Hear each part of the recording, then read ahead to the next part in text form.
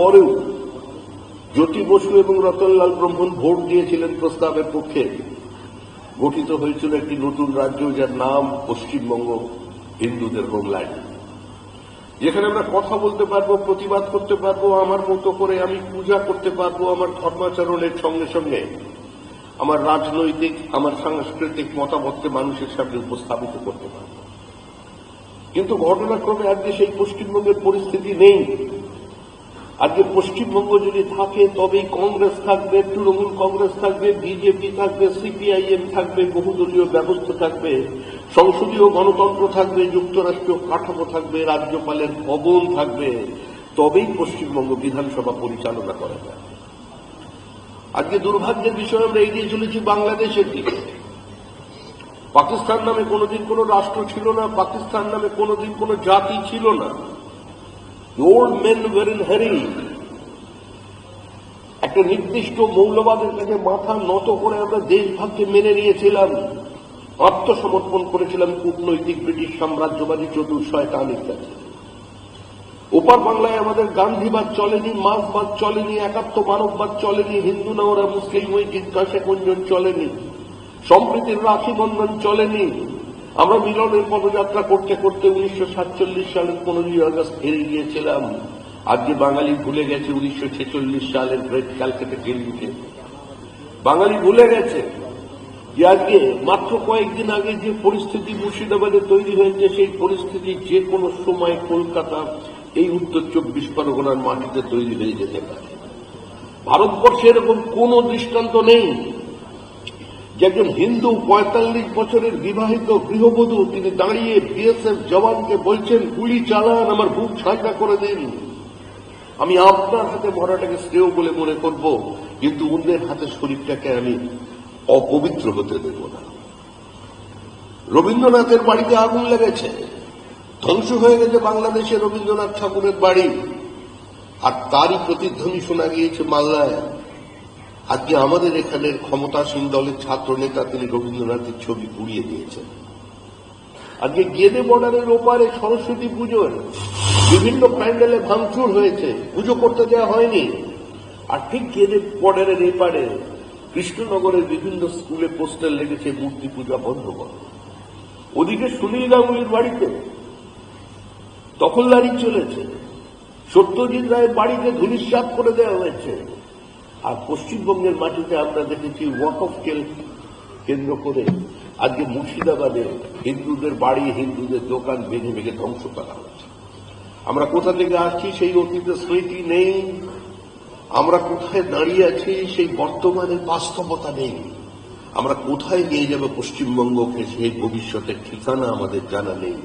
আমরা বাঙালি, আমরা এগিয়ে চলেছি ধীর এবং নিশ্চিত পদক্ষেপে একটি ধ্বংসের। আমি একজন রাজনৈতিক কর্মী, এর বাইরে আমার অন্য কোনো পরিচয় নেই। আমার দৃষ্টিভঙ্গি, আমাদের অবস্থান অতীতে যা ছিল আজকেও তাই আছে। বন্দে মাতরমের 150 বছর আমরা পালন করছেন ভারত সরকার সারা ভারতবর্ষ জুড়ে। বন্দে মাতরমকে যদি খণ্ডিত না করা হতো তাহলে হয়তো ভারতবর্ষ বিভক্ত হতো না। ভারতবর্ষের মধ্যে কোনো আব্রাহাম লিঙ্কনের জন্ম হয়ে যেত। সুভাষচন্দ্র বসুকে যদি কংগ্রেস থেকে বিতাড়িত না করা হতো, সুভাষচন্দ্র বসু দাঁড়িয়ে আব্রাহাম লিঙ্কনের মতো বলতে পারতেন, I do not believe in two nation, I believe in one nation. ভারতবর্ষে আরেকটা আমরা ওই আয়রন চ্যান্সেলরকে দেখতে পেতাম।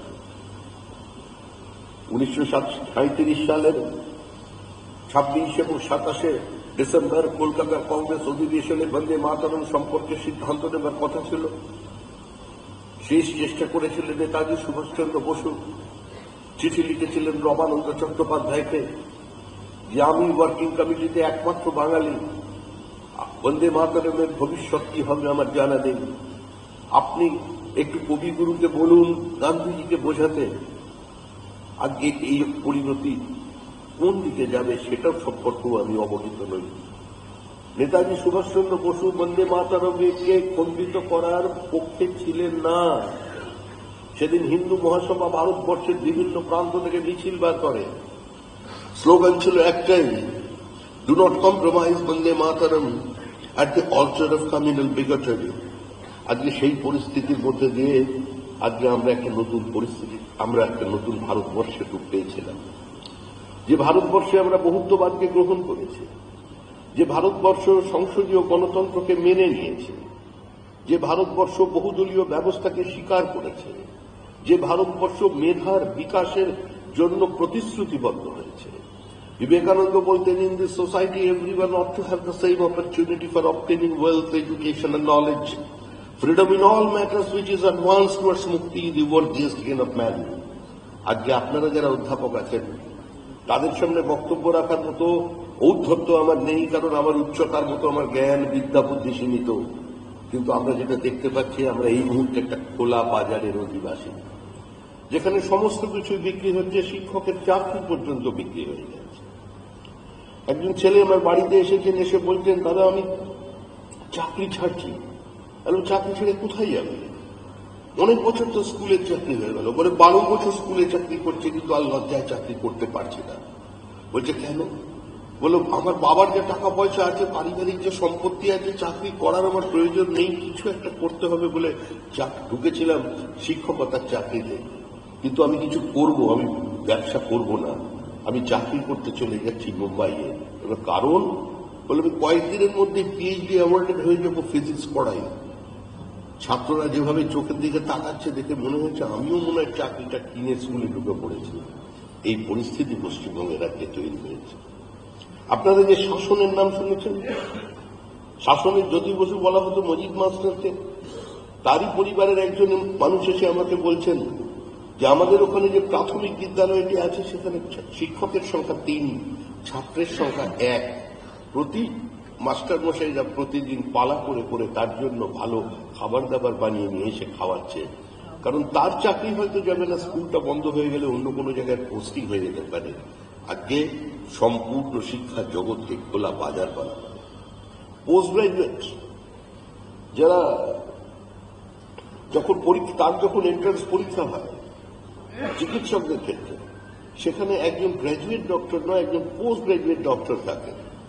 পশ্চিমবঙ্গের এন্ট্রান্সের পরীক্ষা হচ্ছে একজন এমবিবিএস ডক্টর, তিনি ইনভিজিলেটর হয়েছেন, আর তিনি স্মার্টফোনে উত্তর দেখিয়ে দিচ্ছেন বিভিন্ন ছাত্রদের। ডব্লিউবিসিএস এ যিনি প্রথম স্থান অধিকার করেছেন, ব্রিটিশ কাউন্সিলের সঙ্গে একটা আমাদের গভর্নমেন্ট অফ ওয়েস্ট বেঙ্গলের একটা চুক্তি আছে যে তারা তাদের ইংলিশটাকে আরো বেশি এলিভেট করবার জন্য তারা একটা কোর্স করান 3 মাসে। তাদের একটা চাকরির কোনো কিছু এসে যায় না, কিন্তু তারা একটা ওই মক টেস্ট নেন। সেই পরীক্ষায় যিনি 20 পেয়েছেন, তিনি ডব্লিউবিসিএস এ ফার্স্ট হয়েছেন, বিডিওর দায়িত্ব পালন করছেন, মামলা চলেছে হাইকোর্টে। পশ্চিমবঙ্গের মানুষ খোঁজ করছেন যে ওয়েমার শিট কোথায় গেল, কারোর জানা নেই।